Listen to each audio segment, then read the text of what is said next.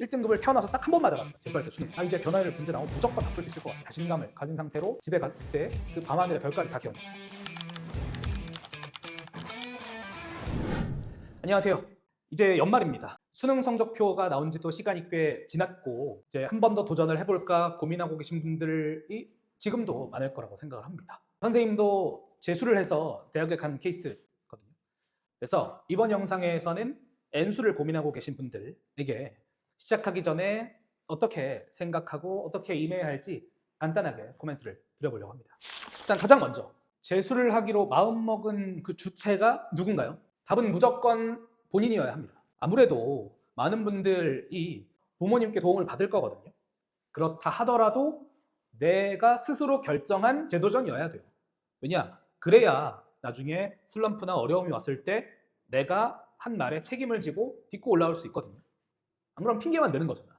등 떠밀려서 시작하시는 게 아니라 내가 스스로 결정한 수험 생활이 되기를 바랍니다. 선생님 이야기를 잠깐 하면 나는 고3 때 수능을 보고 나서 바로 재수를 하기로 마음 먹었던 것 같아요. 나는 고3 때 그렇게 열심히 하는 학생이 아니었어요. 여느 학생들처럼 애들이 놀면 놀고 공부하면 그냥 비슷하게 깔짝깔짝하고 이렇게 흘러가듯이 수험 생활을 보낸 원오브댐이었거든요. 근데도 불구하고 나 스스로는 내 자신을 과대평가했는지 내가 받은 이 점수를 받아들이지를 못했어요. 그것보다 더 충격적이었던 건 주변의 반응이었는데 다들 화성아 근데 너 이 정도면 잘 나온 거 아니냐? 라고 하더라고. 내가 그만큼 많이 안 했구나. 주변에서 바라보는 나는 이 정도였구나 라는 생각에 좀 창피하기도 하더라고. 나는 공부를 안 해서 마음에 들지 않는 결과가 나왔으니 공부를 하고 열심히 하면 잘 볼 수 있겠다라는 확신이 들었던 것 같아요.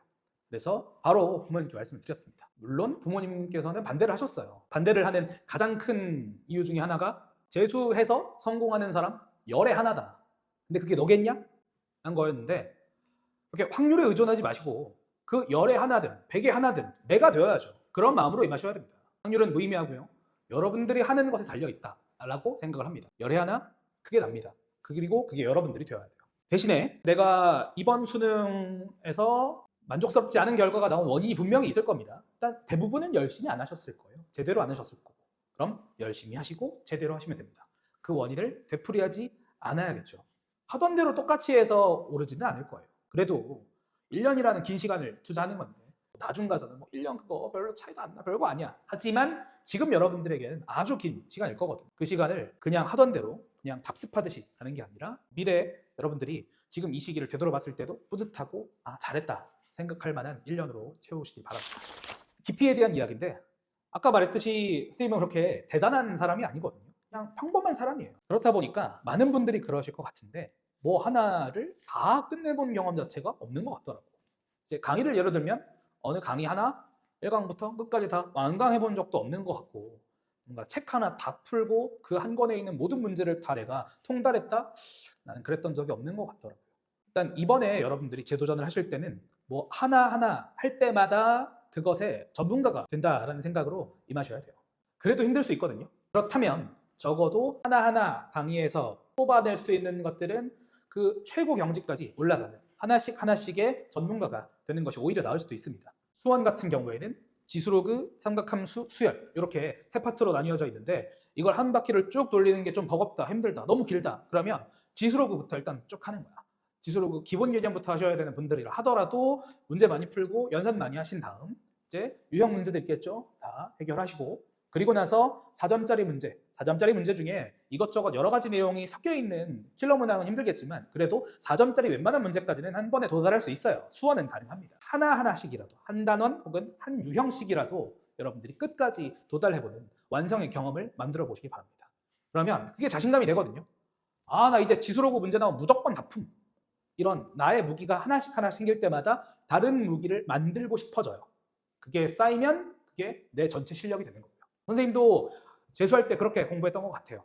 재수한 지가 10년이 넘었으니까 전부 다 기억이 나진 않을 거잖아요. 근데 지금도 기억나는 몇 개의 장면이 있기를 전부 다 내가 어느 하나를 완벽하게 깨닫고 통달했던 경험인 것 같아요. 지금은 완전히 안 나오는 생소한 용어겠지만 그 당시에는 변화율과 관련된 문제들이 꽤나 많이 나왔거든요.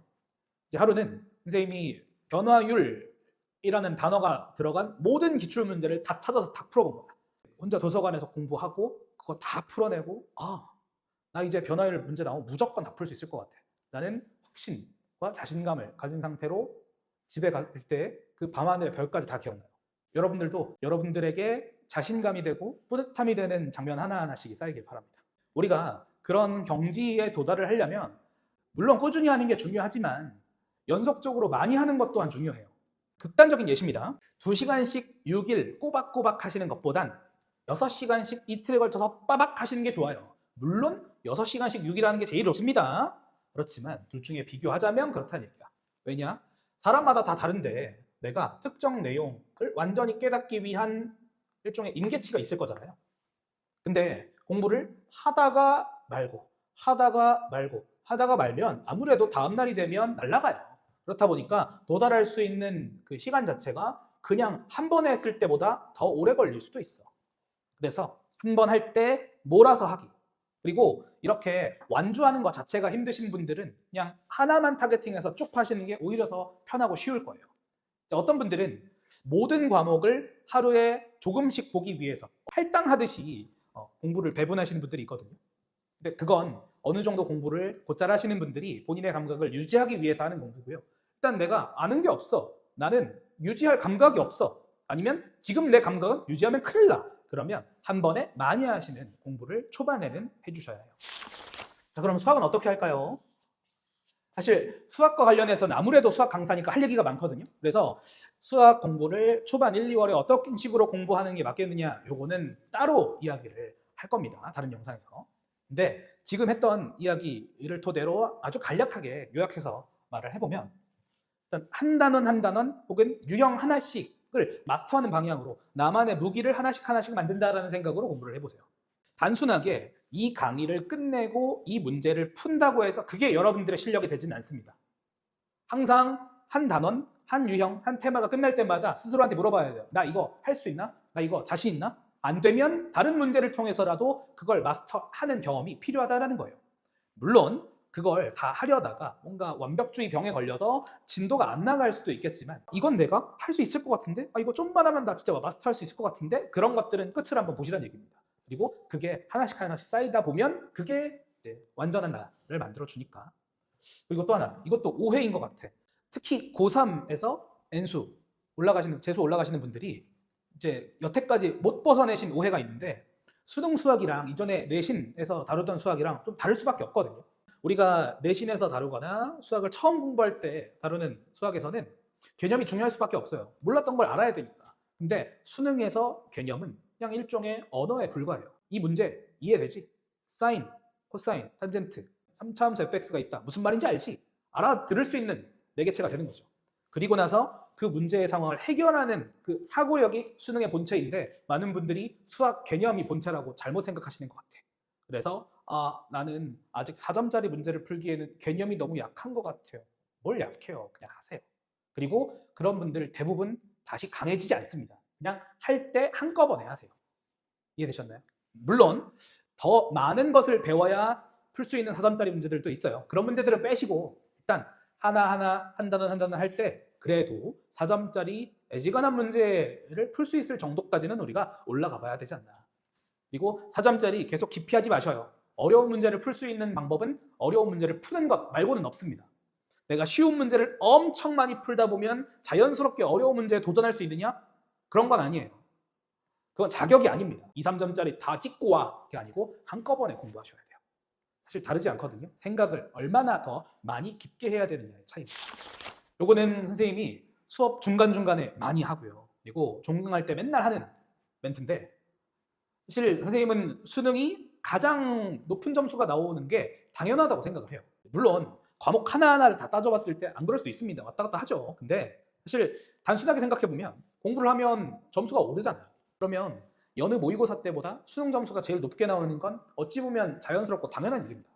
실제로 선생님도 국어, 영어 같은 경우에는 1등급을 태어나서 딱 한 번 맞아봤어요. 재수할 때, 수능 때. 여러분들의 이야기가 되기를 바랍니다. 이제 마지막까지 아픈 이야기를 해서 미안한데, 이번 수능 때 만족스럽지 않은 결과가 나왔잖아요. 그 좌절을 하는 순간, 혹은 이번에 망했다 하는 순간들이 지금도 주마등처럼 스쳐 지나갈 겁니다. 계속 생각하세요. 계속 그때의 상황, 그때의 공기, 온도 이런 것들을 좀 되뇌이면서 내가 왜 이때 안 됐나, 내가 왜 이때 흔들렸나 생각해 보시고, 원인이 따로 없다면 그냥 처음 만나는 것에 대한 두려움일 수 있거든요. 이제 N수생의 가장 큰 장점은 경험해봤다라는 것 그 자체예요.